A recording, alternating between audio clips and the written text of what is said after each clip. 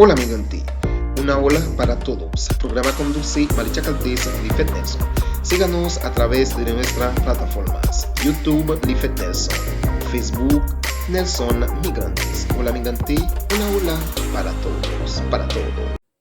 Zami, hola migrante, gros bonjour, bonsoir pour nous tous. C'est toujours un plaisir pour nous entrer la caillou avec des informations très importantes que nous-mêmes nous connaissons ou avons besoin et c'est raison ça, nous avons invité ou même invité famille ou zami ou continuer supporter nous sur channel pour là qui c'est Lifet Nelson, pas oublier, voyez inviter zami ou famille ou continuer partager, continuer quitter commenter pour nous.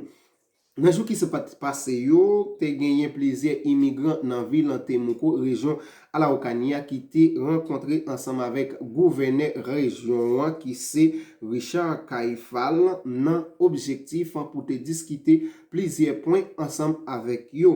E nan jou kap vini la yo tou, genyen augmentation salaire minimum en Chilia ki pral augmente. Et un lot point encore, genyen Colombiana por siempre, se yon association qui fait invitation ensemble avec nous en tant qu'immigrants. C'est point ça que nous avons gagné pour nous débattre ensemble avec Jodia qui c'est vraiment important.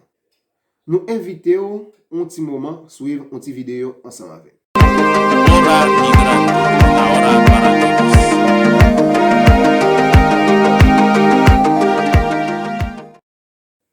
Une autre fois encore, nous saluons et nous tournons dire pas oublier ou sous channel pour là qui c'est Lifet Nelson nous demandons continuer aider nous avancer ensemble avec channel là, c'est seulement ça ou capable faire pour nous et nous-mêmes nous déjà prend engagement pour nous chercher des informations pour nous que nous disons ça dès que c'est dans région Araucania ça activité a fait n'importe ça lié nous toujours disponible pour nous aller à prendre information pour nous côté ba ou même qui n'importe côté où hier. Alors, en avance. Nous avons dit gouverneur région Araucania qui était rencontré ensemble avec plaisir immigrants dans l'église Safemi dans Temuco pour te discuter sur plusieurs points. Par exemple, question arrière et subsidio para vivienda et question immigrants qui entrent dans question prend terre illégale. Je t'ai parlé tout sous question intégration professionnelle immigrant yo dans région Araucania dans en pile ça et yo t'a demandé qui gens ça capable fait et c'est raison ça qui fait nous pral dire que dans question que gouverneur a te répondre et que il était très accentué sur quelques points qui gain à ouais à lui-même. Premièrement, il était parlé sous question de yon l'autre réforme, yon l'autre action que yon même yon pral entreprendre, c'est que c'est yon espace yon pral mettre pour immigrants dans extranjeria pour n'importe les et que yon même yon capable vinn faire yon sollicitude, yon capable vinn prendre yon information parce que les connaît nous-mêmes immigrants n'a travail, nous travail jusqu'à 6 heures, parfois nous pas gain temps pour nous prendre information ça yo, c'est très important. En même temps tout l'été annoncé tout et madame Ingrid qui dans extranjeria li malade actuellement là li avec licencia si nous ba yo un petit gens longue prend temps un petit gens lent c'est ça qui cause. En même temps tout il était très pesé sur question immigrants qui n'en prend terre illégale et il était mentionné directement El Mano haïtien dis-nous il était mentionné directement frère haïtien yo qui en pile chilien a profiter de eux-mêmes qui fait entrer dans prendre terre illégale. C'est raison ça qui fait nous-mêmes n'a invité on a suivre qui Jean gouverneur t'a parlé dans rencontre ça. Respecto de profesionales que hoy día puedan colaborar en el trabajo, la gobernación también cuenta a lo menos con un par de profesionales. Lamentablemente doña Ingrid está con licencia médica. Ella tuvo una operación y yo creo que ella, no sé si vino en otra oportunidad, ha estado acá, pero en esta oportunidad, ella lleva casi 30 años tiene 30 años de experiencia, toda una vida trabajando ahí, así que yo creo que, de hecho, sabe más que los abogados que trabajan en la gobernación, así que es porque la experiencia ha sido su fuente de conocimiento y lo que no sabe, yo creo que también ha sido capaz de organizarse en base a lo que no está, porque esto no es que alguien dictó una ley, no, de hecho la ley todavía tiene que adecuarse. Fue repentino el tema de los migrantes para Chile, y la experiencia de doña Ingrid, la gobernación ha sido crucial, o sea, sin ella esto no funciona, así de sencillo. Y como las consultas no son de hoy día, sino que van a ser permanentes, estaba pensando en generar un espacio, ojalá en la gobernación, distinto del que tenemos, digamos, pero lo tengo que resolver con mi equipo de trabajo. ¿Cómo lo podemos hacer también accesible en términos de horario? Porque me imagino que a veces la gente no puede ir porque está trabajando o tiene alguna actividad laboral. Entonces, ahí quiero también recibir un poco la información de ustedes, cuál sería el momento o el horario que podamos destinar a un funcionario para resolver consultas, porque el horario siempre es para la administración pública, para el servicio público, ustedes saben, a las 9 a 5, y no, resulta que hay otras necesidades y resulta que de 9 a 5 también ustedes trabajan. Entonces vamos a tratar de ver cómo lo podemos resolver, porque las consultas no solamente van a ocurrir hoy día, sino que van a ocurrir de manera permanente. El otro tema que también ha preocupado no solamente a ustedes, sino que a nosotros como autoridad, tiene que ver con las ocupaciones ilegales de los terrenos. Y se detectó en el sector de Pedro de Valdivia la presencia también de migrantes. Eso ocurrió. Pero básicamente, primero hay que llamar la atención. Siempre hay gente que se aprovecha de esto. Y eso es lamentable. Y se aprovecharon de nuestros hermanos haitianos y básicamente lo tenían para las labores de limpieza, bajo la promesa de que iban a recibir una casa habitación. Entonces yo creo que también hay que, no sé, hacer un reproche primero, un reproche importante a aquellas personas que son inescrupulosas, que se aprovechan del desconocimiento básicamente, y porque es imposible que un gobierno en un periodo tan breve de tiempo pueda solucionar el tema habitacional, como primera cosa. No tenemos la capacidad para resolverlo. Y si tuviéramos la capacidad o el dinero el día de hoy, nos demoraríamos 3 a 4 años. Es lo que ha demorado un proceso regular en Chile, digamos, de manera rápida, acelerada, entre 3 o 4 años. Entonces, decirle a alguien que va a tener una solución habitacional, porque incluso para un chileno, digamos, que tenga todas las condiciones hoy día, son 3 años. O sea, con todo, o sea, con una entidad patrocinante, con un comité organizado, con los recursos y con el terreno a disposición, eso sería el tiempo mínimo. Y esas son las cosas que no existen. No tenemos, o sea, no podemos prometer algo que no es real.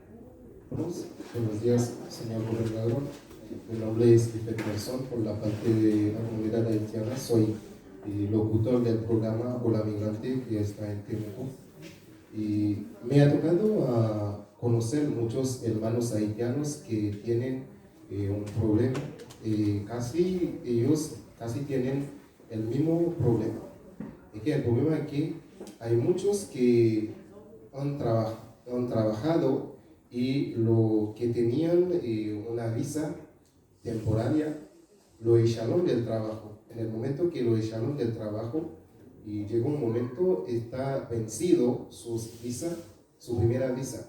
Es que acá en Chile, para solicitar la segunda visa o la residencia, tiene que tener un contrato, es obligatorio. Pero el otro problema, y para tener un contrato, para solicitar la visa, tiene que tener un trabajo. Pero para tener un trabajo, tiene que tener documentos. la visa.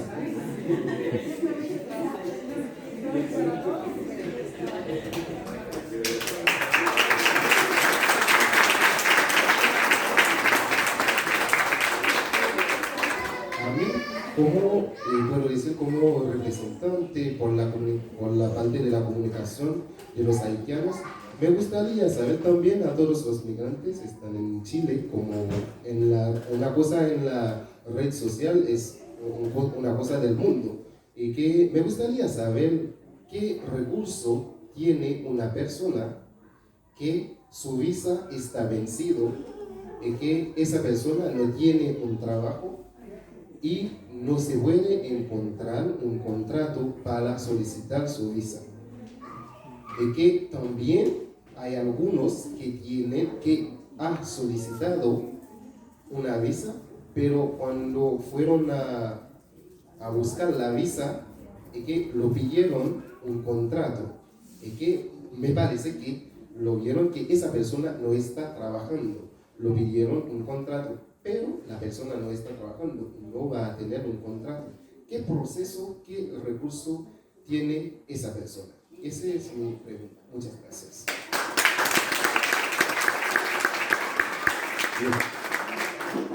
Que tiene que ver con la propia gobernación y para algunas consultas que ustedes requieran, está Renaud el día de hoy, que él trabaja con nosotros en la gobernación, trabaja en extranjería y por lo mismo el día de hoy nos acompaña porque cualquier duda paralela o particular, por favor, él se va a quedar acá y va a responder también algunas de sus inquietudes. Pero hay que buscar las alternativas siempre. Bien, don Mario, el pastor, también está el pastor. Acá está. Agradezco la invitación, la posibilidad, espero que no sea la primera oportunidad, podamos tener periódicamente un encuentro, porque el venir aquí hoy día básicamente a veces M'pense ou fin gade bien ki jan gouverneur tap pale nan renkont lan e m'pense ki an pil fre haisyen yo ki nan zon Pedro de Valdivia li mensyone direkteman Pedro de Valdivia an pil haisyen nan kesyon prante e ke nan yon bagay mte ekri an dan e ke li fe konen ke yon group chilien qui gagne un comité bien organisé, bien structuré, qui légal, qui entre dans le processus pour question caille, pour yo joindre, pour yo vivre, li capable de durer presque plus que 3 ans pour que moun sa yo ta arrivé joindre caille sa yo. Et c'est le pire pour frère ou même en tant qu'immigrant qui pas même gain résidence. Et ceci actuellement là, pour ta droit ça me passer au moins faut que ta gagné ça qui relève nationalité et c'est ça bol. Et moi espère que nous comprendre, nous prendre les soins pour nous tendre, nous comprendre ça le t'a dit yo malgré le parler en espagnol mais gain en pile dans nous en tant que haïtien cap comprendre ça gouverneur t'a dit. Eh bien, n'a entré dans question salaire minimum ou même qui a vivre en Chili, c'est très important pour qu'on ait information ça, c'est ça que fait nous-mêmes nous là pour nous aider au qu'on des bagailles parce que ou même bien peut-être ou doit pas de temps pour faire recherche ça.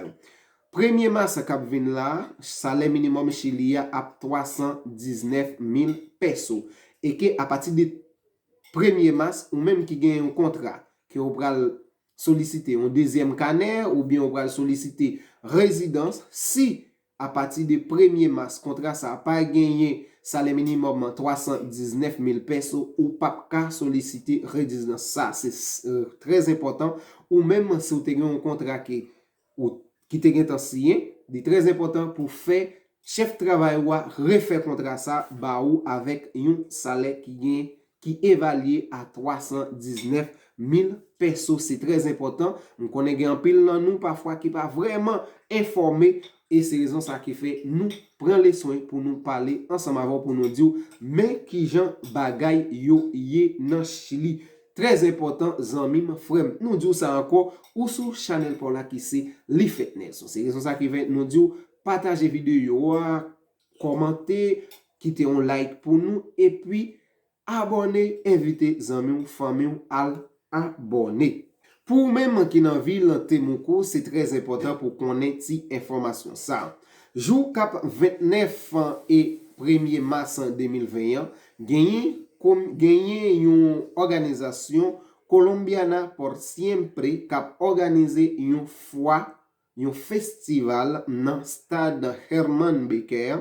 Moi espérer que nous bien comprendre. Gagné Colombiana por Siempre qui organisé une fois un festival intercultural kote ki ap genye tout immigrant ap genye tout pays immigrant kap vive nan Temuco yo kap participer la dan. Et c'est raison ça que nous genye yon jeune haïtien qui c'est ti police qui pral représenter communauté haïtienne nan parti culturel nan fwa sa kap fait jou kap 29 ak 1er mars en 2021. C'est très important nan Temuco nan stade Herman Becker. C'est raison ça nous inviter nous toutes en tant que haïtiens à participer. C'est une activité qui a commencé à partir de 11h dans matin pour 8h dans après-midi. C'est samedi 29 avec dimanche 1er mars. C'est très important, zanmim, famille ou même qui vivent dans Temuco. Nous espérons ou te vivre ou te content ou satisfait de toute information que nous te pote pour yo. N'abdou nale, nawe on l'autre fois. Bye bye, à la prochaine. Pas oublier ou sous channel pour la qui c'est les fitness. Continuez, aidez-nous à avancer. C'est un plaisir pour nous être ensemble avec pour nous te pote cette information ça pour nous. Bye bye, d'après on l'autre. Ciao.